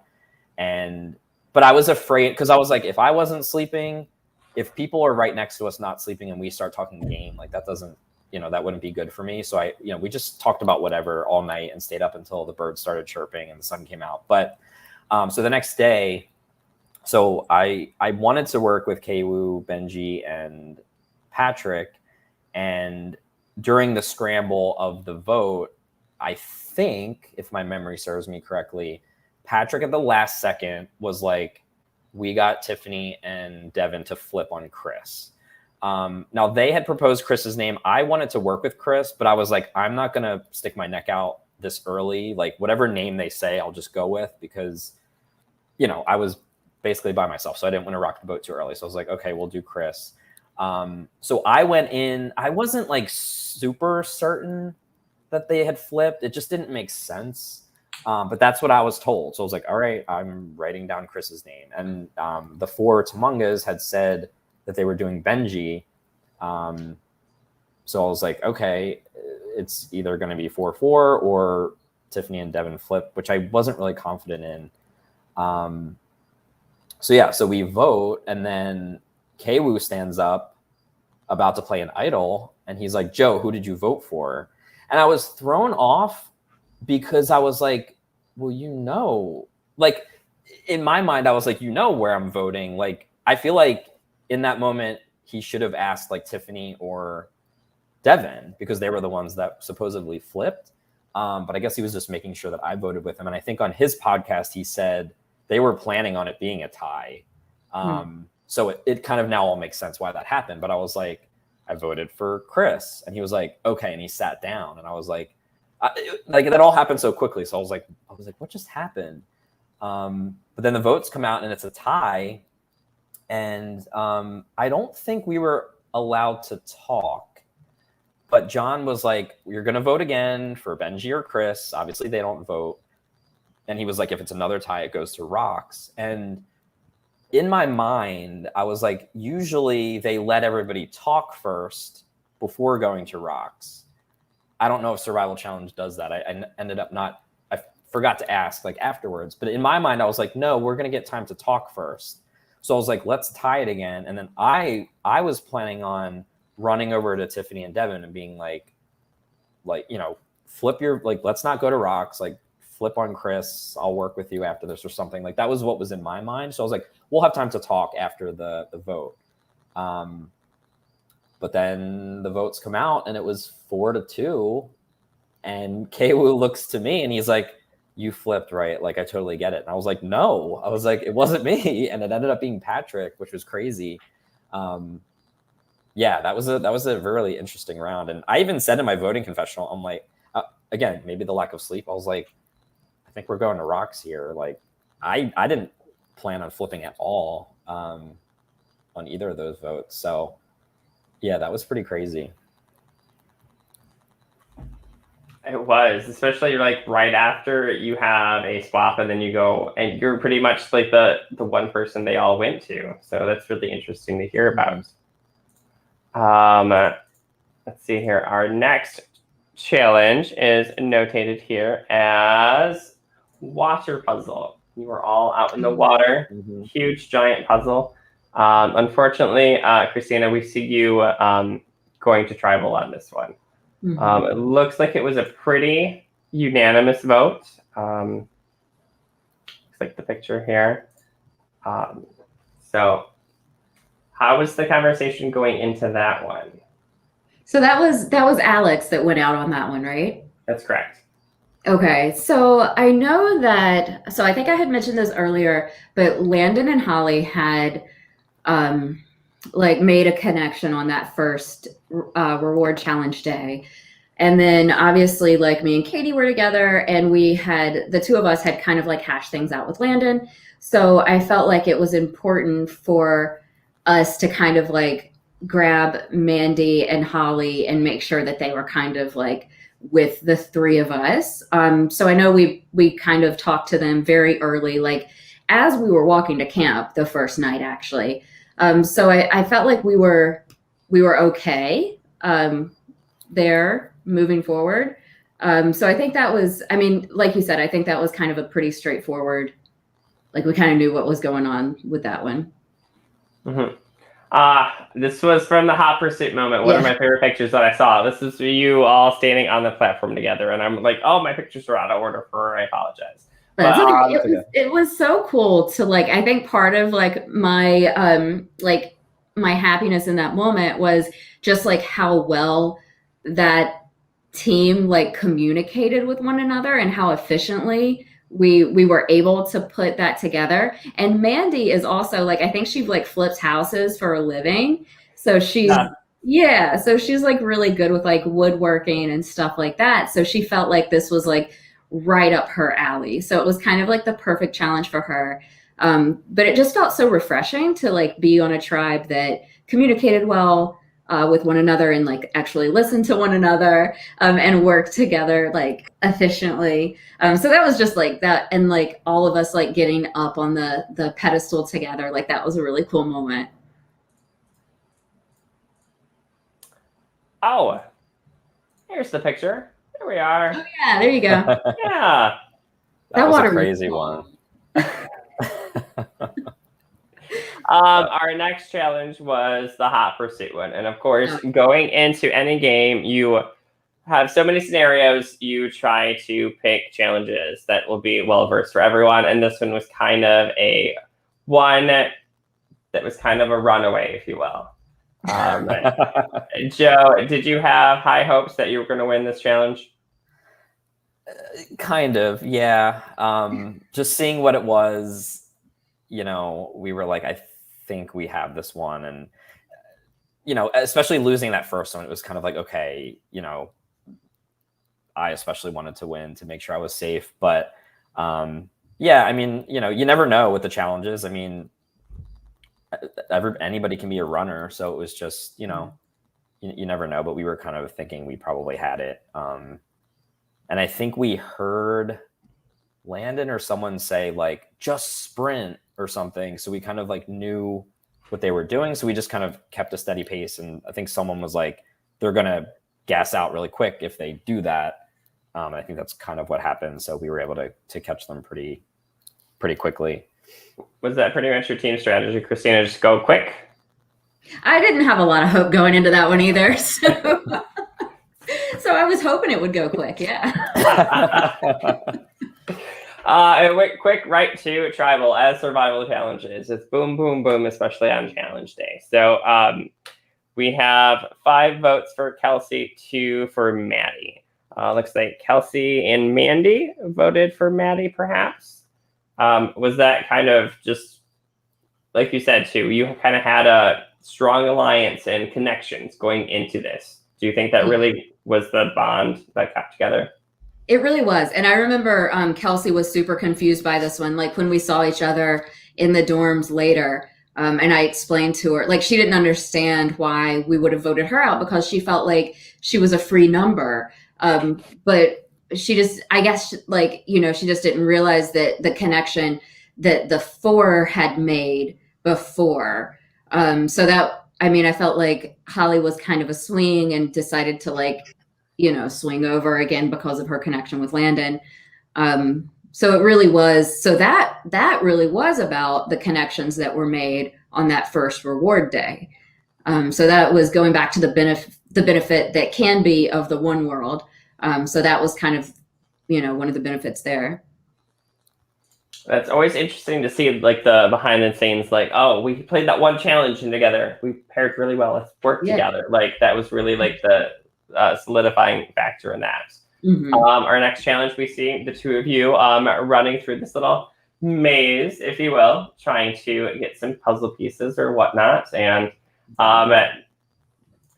was it pretty tricky from the viewer standpoint? We were confused kind of what was taking so long. We were like, oh, it's just there. And Joe, did you find yourself tripped up? Yes, I took longer than I wanted to. The rope, as you can see, is very thin. So it was hard to sort of like plot out where you wanted to go. And obviously doing a maze like on paper or on screen is different because you get an overview of the whole thing. But when you're in it, you can't really see that far ahead. So I definitely took a while on my turn. Yeah, it was tough. And then poor Chris, he went in last. And yeah, it was tough to watch. I know he was really hard on himself for that, but it was definitely harder than it looked. I felt like, I mean, cause I was like, ooh, running and a maze, like I'll be good at this. And then I was like I definitely took the second longest time of the tribe, to figure out how to get to the bucket or whatever we were doing. Do you think people thought that was a detriment at that point? And they maybe geared towards you for that vote because you took so long? No, I think where I screwed up was one, I shouldn't have, when I told Benji, Kwu, and Patrick that the other four said Benji's name, because Benji literally went immediately over to them and started like confronting them about it. And I was like, shit. So I feel like I like lost trust in the Tumunga for that. And then Kwu having his idol, they had said at this vote, they were like, we're doing Kevin. And in my mind, I was like, that doesn't really make sense.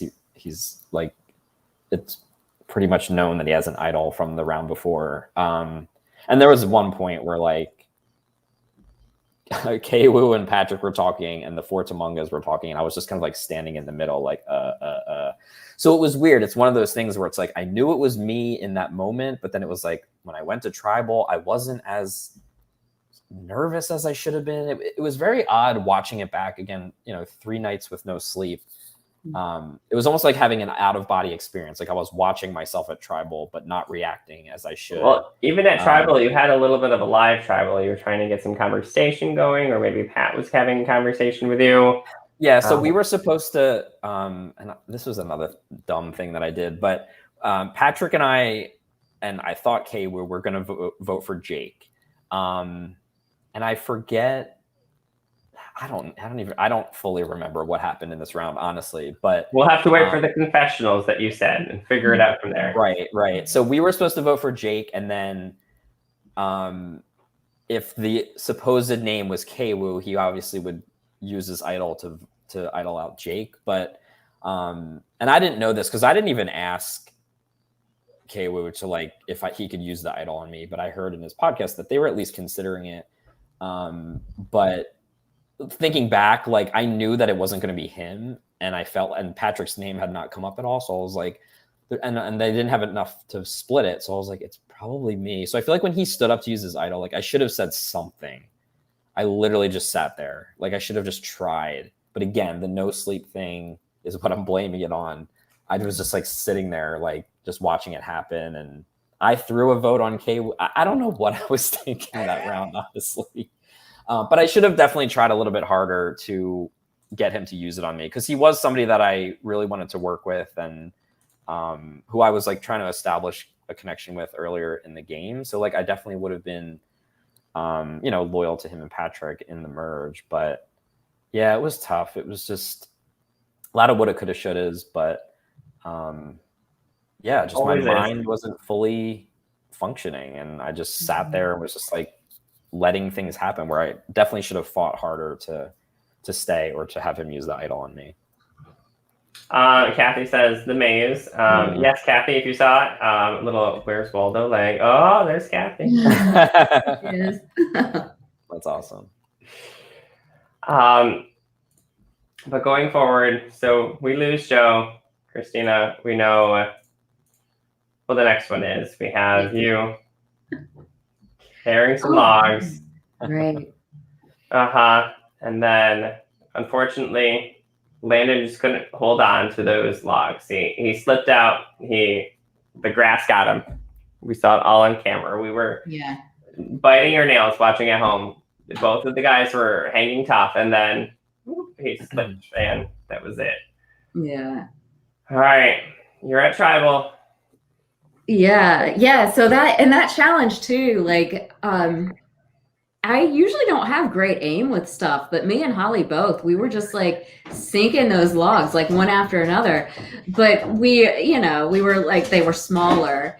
And I think I didn't see this, but somebody told me that somebody like threw in one really big one into the one that Landon was holding, and that was kind of what took him down. So if we could have like thrown bigger logs, but I'm only so big, so I was getting them in. They were just little. So that vote, like, again, it's like that, this is all moving so quickly. You can't give up for a second. You can't not think for a second. And I think that that round, I was just kind of, we were trying to decide between, I think it was between Maddie and Mandy. So I think that's kind of what the group that I was voting with was kind of trying to decide.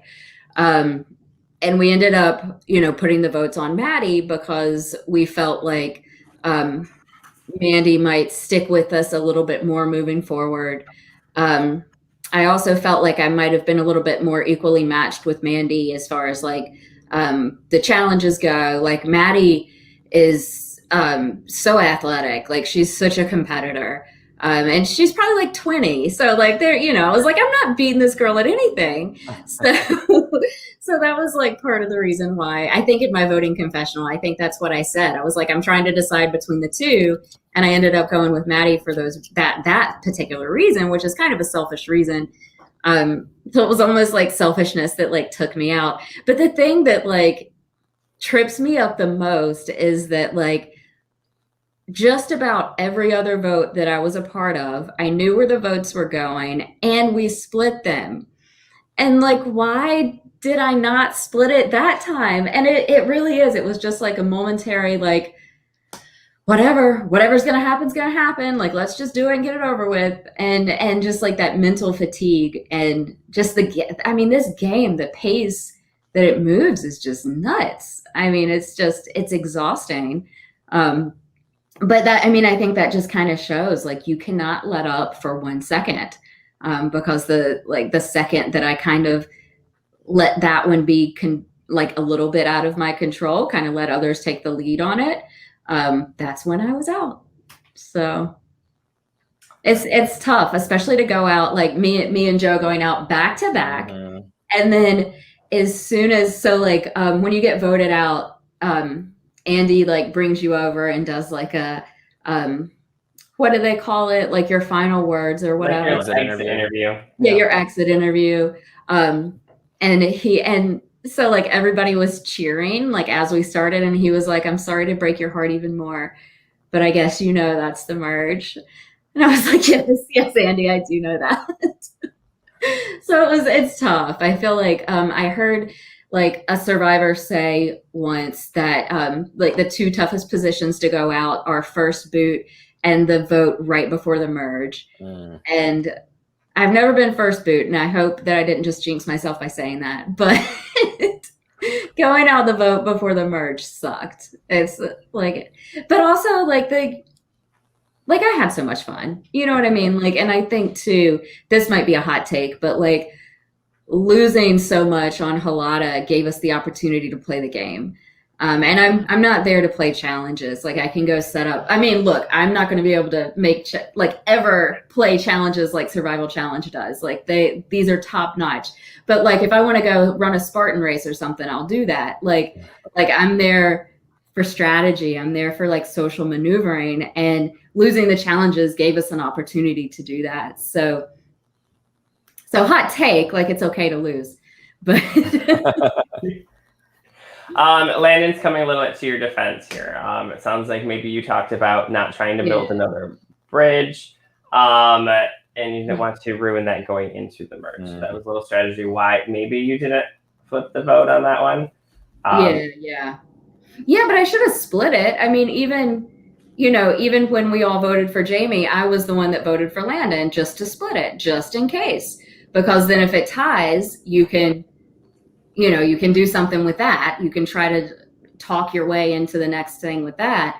I mean, it's my fault. Like, I should have I knew where the other votes were going. I should have just put one a different direction. But I coulda, woulda, shouldas, right? Yeah. Like said. Yeah. Mm-hmm. If you hadn't swapped onto different teams during that whole tribal swap, I'm assuming the two of you probably would have stuck together till the very end, or did somebody have a plan to get the other one out before they did, or was this like a final two right here? I'll let you take that one first. Oh, wait, what is that? No. No. I don't think, we definitely would have stuck together and tried to get to the end, 100%. Yeah. I don't think we never planned that far in advance, if that makes sense. Like we knew that we wanted to go far. Obviously, if we had made merge, we would have a different story here. But yeah, I think had we both made it, I definitely would have reconnected with Christina and Katie and Landon and tried to make something happen. And again, I think with no one knowing that Christina and I knew each other, I think that was I think that definitely helped us out, while we were on Halata. And then I think at the merge, we definitely could have used that to our advantage as well, and kept that up. So I think it would have been epic for us to both make it there. So I was definitely planning on reconnecting with her had we merged. And then Christina, when were you going to cut Joe? Like Final Four? No, I definitely have the same answer. Like I learned about myself a little bit in the first live game that I played, is that like I did the same thing in that game. I found a couple of people that I trusted 100%, and maybe that's a flaw. Maybe you shouldn't trust somebody 100%.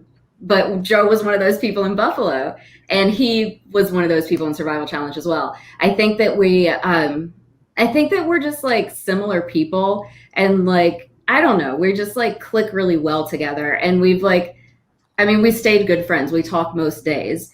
And I think that it's like, we're very like-minded in strategy, and like we had similar goals, and like a similar pathway to get to those goals. So I think we would have reconnected, and I think it would have been so cool because nobody suspected that we knew each other. Mm-hmm. I didn't tell a soul, like not even Katie, and it was super close with Katie, obviously. When we got out of the game and told people we knew each other, a lot of people were like, yeah, I knew so many people too.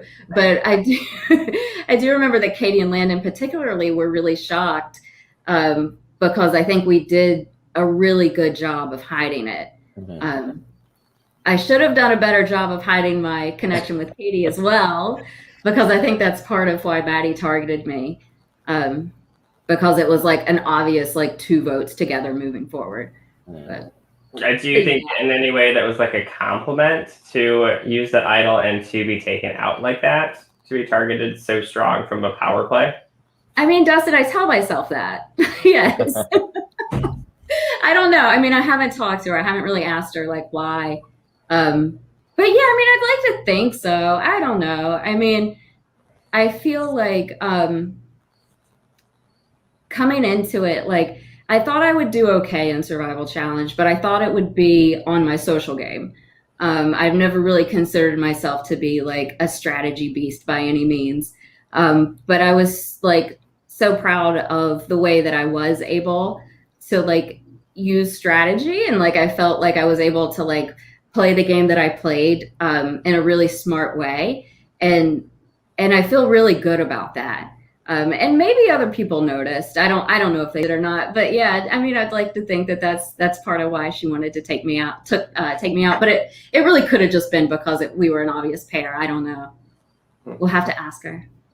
We'll get down to it soon enough, I hope. So, Joe, what was like your biggest takeaway from this game? I know you've played other games before, but specifically Survival Challenge. A lot of people go into these games with a new agenda, how to play different or how to learn something about yourself. What was something you took specifically from Survival Challenge? Yeah, I think for me, just I was worried about the not eating and the not sleeping going into it. And I think I was, again, it clouded my judgment towards the end. But I think getting through that, I mean, staying up for 3 days straight while also playing, a game of strategy while also playing physical challenges, like, sleeping in the rain and being wet and cold the whole time, like just all that stuff. I think I thought that would be like a challenge for me. And I think walking away, I kind of felt like I was like stronger in that aspect. And I even told myself, like, after I was out of the game, I was like, I can never say that I'm hungry or tired ever in my life again, because I'm like, I will never be that hungry. I will never be that tired. And like, I felt like I kind of appreciated like the finer things that we have. And, not a lot of people, a lot of people don't have the same comforts that we all do. So it's like, I had a really good appreciation for that. And I just felt like being able to kind of persevere through that was my biggest takeaway. Obviously, I wish I would have done a little bit better. I think just, like I said before, just being thrown into, and I knew that going in, but like being thrown into such a huge social game, being locked in this apartment for a year and a half before that, like I had met maybe 2 to 3 new people in a year and a half span. And then I'm being thrown into a game where there's so many new people that you need to meet. So I think I knew that was going to be a challenge, and I probably could have been a little bit more, outgoing and social than maybe I was. But no, I'm so grateful for the experience. Like, we had such a good group of people. I'm already counting down the days to come back and volunteer. And I hope a lot of people from our cast are there. And even just getting to meet, like, because of the pandemic, like getting to play Survivor Pandora, all the people that I met through that, there were past Survival Challenge people that I had met kind of like online and got to meet in person. And there was a ton of people that came and watched as well. So I was thinking about it earlier. I was like, the amount of new people that I've met that are Survivor fans between when season 40 aired till now is like astronomically high. So it's just so awesome just to know a lot more Survivor fans and have more friends that love Survivor, and that I can talk about it with. So walking away from it with that too was a really good bonus. And I think, Christina, on your backboard, is that the whole lot of buff that you have hanging up back there, or is that? Yeah, it is. So now you're showing off with pride, it looks like. So that's fantastic. Yeah. You said you kind of gained a sense of yourself playing like Buffalo and Philly, most likely knowing those people to give 100%. Was this more solidifying for you, or were you able to expand on that for yourself? And what did you gain from this? Yeah, I think, like I said, I mean, I felt like I would do okay. Like I had some confidence going in. I did really well in both of those games. Maybe I had too much confidence. I don't know. But but I thought I would do okay. Like I wasn't thinking like, oh yeah, I'm definitely going to win. But I thought I would be okay. Like I thought I would find some people and stick with them because I do feel like I'm decent socially. But I did surprise myself, like being able to navigate strategically, and I'm really proud of myself for that. And I think too, you know, like Joe said, like we all just came out of some really rough times, and like, you know, I work in a hospital, and I worked in an intensive care unit through most of the pandemic, and just like being in those really intense environments, and you know, just the really dark stuff that I saw, um, and like having all that heaviness, and then like being able to kind of like step away from that for like a week, you know, and just like, I'm going to escape this for a little while, and just like having survival challenge as a bit of an escape of just all of that, and like being able to like meet all these people. And yeah, like I said, maybe I'm not super close with the cast, but they're still like, they're awesome people, and they're like, we all love, like we all come together for the love of this like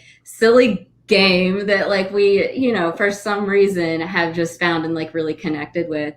And I just like, I just think it's such a cool community. I mean, it's kind of hard to explain to people that like aren't Survivor fans, but you know, I'm just so glad to have like found this community, and like to be able to like talk about this kind of stuff with people, and have the like, you know, the levity that this sort of thing brings, I think is really something that a lot of people needed at that time. And I'm glad that they held it. You know, I was nervous that they were going to have to skip another year, but I'm so glad that they were able to like overcome all of the logistical nightmare that it must have been, and put it on. You know, I'm so glad that we all got to do it. And we're so glad you both got to be a part of it, and super excited to see how casting goes for the next round too. Applications open in January once again, so anybody that's interested, please make sure you stay tuned to the Survival Challenge Facebook page. And of course, when the episodes come out, and make sure you catch all the super deep dives with William and Behind the Player when they come out. Quick shout out to all the people that tuned in for the comments that are going to be watching later after work. Katie, I know you'll be on your way home listening to Spotify with this. I don't know if it's going to be out quite yet, maybe tomorrow or something, but definitely check that out. Kathy, Kirk, and Stu, Naomi, Stephanie, of course. Thank you, everyone that I skipped as well. I didn't mean to skip you by any means. Thank you. Thank you. Christina and Joe, thank you for a great time tonight. It was so interesting to see two more seasoned players coming into this from your past live game knowledge and online, to see how that adapted to this version of Survival Challenge. So thank you again. And until next time, we'll see you on Behind the Player, okay? Have a great night. Thank you so much for having us. Thanks, Dustin.